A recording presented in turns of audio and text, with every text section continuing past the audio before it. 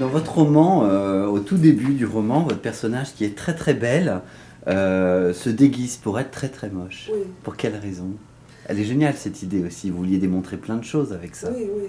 Bah, elle a plusieurs raisons. D'abord, elle avait son meilleur ami était amoureux fou d'elle et il sentait que c'était pas réciproque, donc il s'est suicidé. Alors ça l'a traumatisé. Alors ça c'est une raison. Une autre raison, c'est que sa mère qui était mannequin, ça c'est le seul aspect qui est un peu comme ma vie. Sa mère qui était mannequin a été abandonnée par son mari parce qu'il aimait que les femmes belles. Alors quand elle a commencé à devenir plus âgée, il l'a abandonnée. Et elle, ma personnage, veut pas que la même chose lui arrive. Et aussi, sa meilleure amie, c'est la fille très laide. Et ça la rend inconfortable d'être très très belle devant sa meilleure amie. Alors, il y a toutes ces raisons. Et en plus, mon conte de fées préféré, c'est Podane, qui n'existe pas en Amérique, parce que c'est trop choquant pour eux, l'inceste et tout ça. Mais j'adore l'idée d'une grande beauté cachée par la laideur. J'adore ça. Alors, puis ce qui est très intéressant finalement, une fois qu'on a lu votre livre, on ne sait pas vraiment ce qui est le mieux à vivre.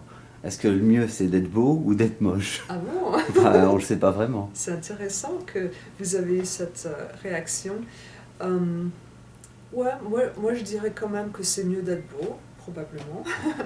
Mais ouais. Moi je pense qu'en ayant lu votre livre, le mieux c'est d'être Moyen. entre les deux. Oui. C'est Peut-être, comme oui. tout, d'être dans l'équilibre. Oui, oui. Ça se peut que c'est le mieux, ouais. C'est vrai. Bon, après on ne choisit pas, Oui, on doit c'est faire vrai. avec ce qu'on nous donne. Oh, on peut changer un petit peu quand même. on peut s'en les dire, on peut s'améliorer.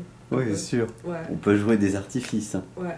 Ce roman, aujourd'hui, il existe, il fait sa route, il a plutôt bien fonctionné aux États-Unis. Chez nous, il fait ses premiers pas. Qu'est-ce que vous en attendez encore? Vous en attendez encore quelque chose? Un truc très spécifique, j'ai une critique qui sort dans le New York Times. Ouais. Dimanche, là, qui vient. Je suis très excitée parce que c'est ma première. J'ai jamais eu un livre qui a été critiqué par eux, alors je suis très contente. Et à part ça, je sais qu'il vient de sortir en Espagne, alors il y a des choses qui se passent là aussi. J'aimerais bien qu'il sorte dans d'autres pays aussi, comme l'Angleterre, mais je ne sais pas si ça va se passer. Sinon, peut-être le cinéma, je ne sais pas.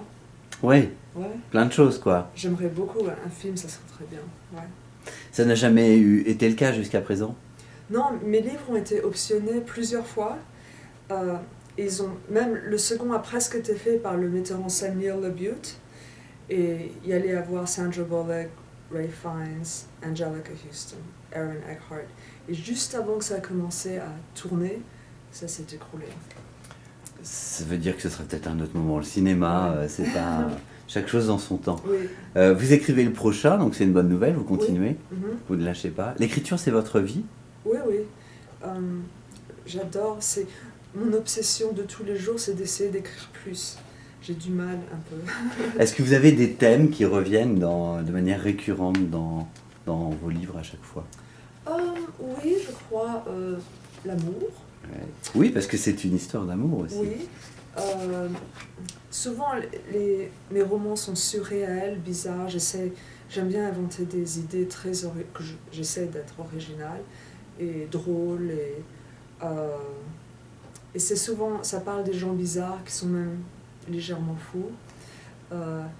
Et mon prochain roman, là, qui m'excite beaucoup, ça parle d'un homme qui est très ambitieux et très très ridicule.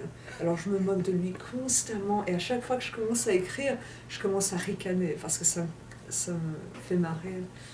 Alors j'aimerais bien parler de lui jusqu'au restant de mes jours. Alors c'est intéressant ce que vous dites parce que dans la regrettable importance de la beauté, on sent aussi cet humour pince sans rire, piquant. Voilà, on n'esclave pas de rire, mais c'est toujours une critique bien vue, bien précise de la société.